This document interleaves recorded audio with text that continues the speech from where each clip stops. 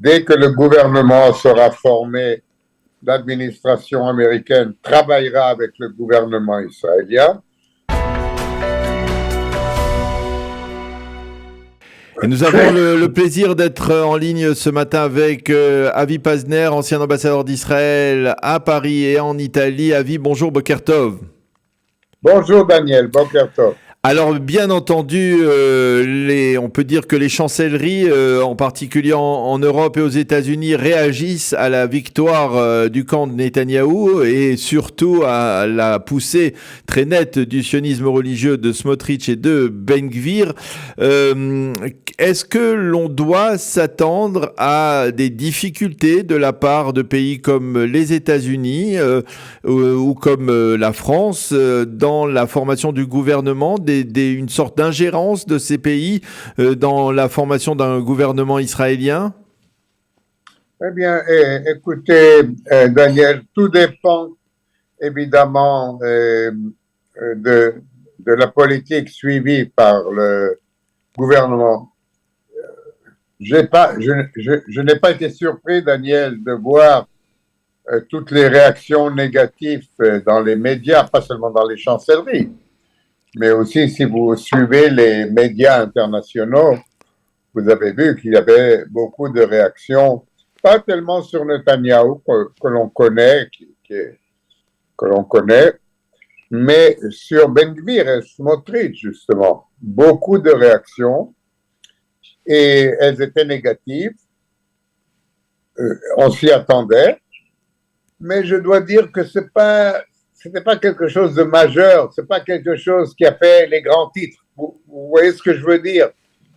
Ça a été mentionné, oui, que l'extrême droite en Israël a bien réussi ses élections, qu'elle fera partie du prochain gouvernement, etc. Et puis il y a eu des histoires sur Ben Gvir, spécialement sur Ben Gvir, beaucoup moins sur Smotrich. Enfin, il y a eu tout un brouhaha sur Ben Gvir. Oui. Maintenant, ça s'est calmé. Hier déjà, j'ai pas vu grand-chose. Aujourd'hui, j'ai regardé dans Internet, j'ai rien vu. Je m'imagine que lorsque le gouvernement sera formé, là, oui, vous aurez encore une fois, vous aurez des réactions. Parce qu'à vie, il y a des informations selon lesquelles, par exemple, c'est ce matin dans la presse israélienne, selon lesquelles, eh bien, si, c'est-à-dire certains responsables de l'administration Biden auraient l'intention de ne pas travailler avec des ministères qui seraient dirigés par des membres du parti de Ben Gvir ou par Ben Gvir lui-même. Je n'y crois pas une minute. Je n'y crois pas une minute.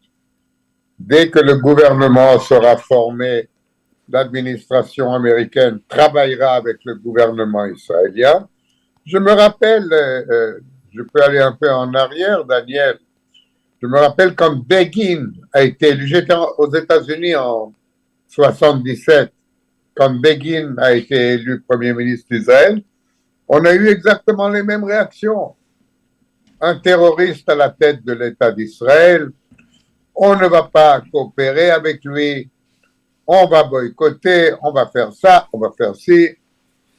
Et puis en 6 mois ou en 1 an, Begin est devenu le darling de la presse américaine avec son processus de paix avec l'Égypte. Un peu aussi, ça me fait aussi rappeler un peu avec quand Sharon est devenu Premier ministre en 2001 aussi, les journaux en France titraient le boucher de Sabra et Shatila à la tête du gouvernement d'Israël. Et puis, 2-3 ans après, lorsqu'il a décidé de quitter unilatéralement la bande de Gaza, je n'entre pas maintenant dans la question si c'était bien ou pas, mais quand il a décidé de faire ça, tout le monde s'est levé et applaudi dans le monde entier. Donc, ce que je veux dire, et ce que je disais, ça dépend tout de la conduite de Ben Gvir et Smotrich. S'ils se conduisent d'une manière, je ne sais pas comment on dit en français, mamlartite, c'est-à-dire responsable, on peut dire. responsable. D'ailleurs, je vais vous dire une chose. Smotrich était ministre des Transports pendant presque un an et tout le monde a loué la façon dont il a dirigé ce ministère il y a 2 ans. Si Ben Gvir et Smotrich et les autres membres de ce groupe, s'ils reçoivent des ministères, se conduisent d'une façon responsable, bien, je peux vous assurer que les médias et les chancelleries s'habitueront très vite à ce nouveau gouvernement d'Israël. Et encore une fois, Daniel, à la tête de ce gouvernement, il y a Netanyahou. Netanyahou est connu partout, pas seulement est connu, c'est une sommité mondiale, c'est une vedette internationale, Netanyahou. On sait, on connaît sa politique, on connaît sa prudence, on connaît son expérience. Donc là, je m'attends certes à des critiques lorsque le gouvernement sera formé, mais pas plus que ça. Je ne vois personne qui va boycotter ni un ministère dirigé par un membre du parti de Ben Gvir ou Smotrich, ni les institutions de l'État d'Israël. Évidemment, et tout sera examiné à la loupe, certainement les premières semaines. Et si tout se passe bien, bien nous retournerons à la routine. Ceux qui aiment Israël chanteront ses louanges, et ceux qui détestent Israël continueront à le critiquer. Alors, ça c'est pour on va dire les chancelleries occidentales, mais on suit de près également ce qui se passe en Israël du côté du Golfe Persique. Est-ce que vous pensez que le retour de Benjamin Netanyahou peut permettre de réenclencher, on va dire, le processus d'élargissement des accords d'Abraham à d'autres pays, puisque finalement il était à l'origine de cette démarche avec le président Trump. Il connaît, on va dire, les moindres dédales de cette démarche diplomatique. Est-ce que finalement, à votre avis, on doit s'attendre à de nouveaux développements, de gens qui sont rassurés par le fait que Benjamin Netanyahou s'est toujours dressé comme un roc face à la menace du nucléaire iranien et qui était peut-être plus hésitant face au gouvernement Bennett-Lapid? Bien, écoutez, je dois dire que Netanyahou, c'est certainement lui l'architecte des accords d'Abraham, mais il avait avec qui travailler, il avait en face de lui, il avait Trump. Maintenant, je suis sûr que Netanyahou, qui connaît très bien tous les leaders de la région, il faut dire la vérité, il connaît tout le monde, il les a rencontrés. Il a rencontré Ben Salman, il a rencontré le roi d'Oman, il les connaît tous. Mais pour enclencher un processus comme celui-ci, il vous faut aussi de l'aide du côté américain. On ne peut pas faire ça tout seul. Et voilà que justement maintenant, Daniel, Biden et MBS, Mohammed Ben Salman, sont à couteau tiré. Parce que Biden a l'impression qu'il a été trahi justement par MBS, auquel il a rendu visite cet été, avec l'entente qu'on ferait baisser les prix du pétrole. C'est pour ça qu'il a pris le risque politique de se rendre en Arabie Saoudite, malgré les critiques au sein de son parti.